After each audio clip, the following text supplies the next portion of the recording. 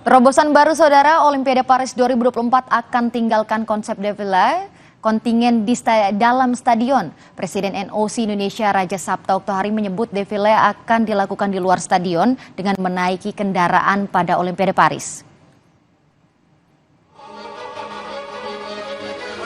Olimpiade 2024 akan jadi Olimpiade yang cukup istimewa, terutama pada momen upacara pembukaan.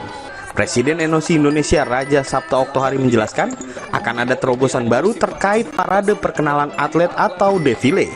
Jika sebelumnya atlet diperkenalkan dengan berjalan mengitari stadion per masing-masing negara, maka di Paris lain cerita. Dari informasi yang diterima NOC Indonesia, defile dilakukan di luar stadion, tepatnya di atas kapal yang akan dibawa keliling sungai di seputaran Paris. Tentu ini menjadi tantangan tersendiri bagi kontingen Indonesia untuk tampil memukau pada defile nanti. Namun hingga saat ini belum ada bocoran terkait konsep apa yang akan digunakan kontingen Indonesia. Nanti bisa menghubungi yang berbeda itu karena biasanya defile itu berjalan berputar, tapi kali ini defilenya akan dilakukan di atas kapal, di atas sungai, dan ini yang akan merubah konsep dari persiapan para atlet kita yang biasanya melakukan defile dengan pola yang sama. Ya, sementara ini bagiannya itu akan menjadi kejutan berikutnya yang akan disampaikan langsung nanti oleh Mas Didit sebagai penanggung jawab dari seluruh desain dari tim Indonesia untuk Paris 2024.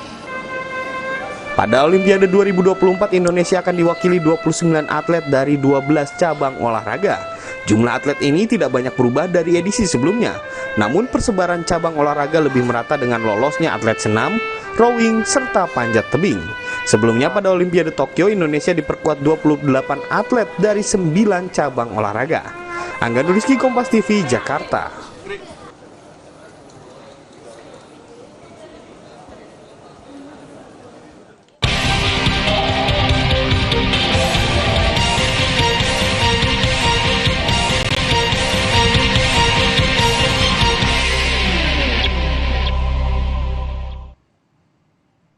Usai jeda saudara, kami akan kembali dengan segmen Ulas Kompas yang membahas mengenai publik berhak tahu nasib data yang diretas.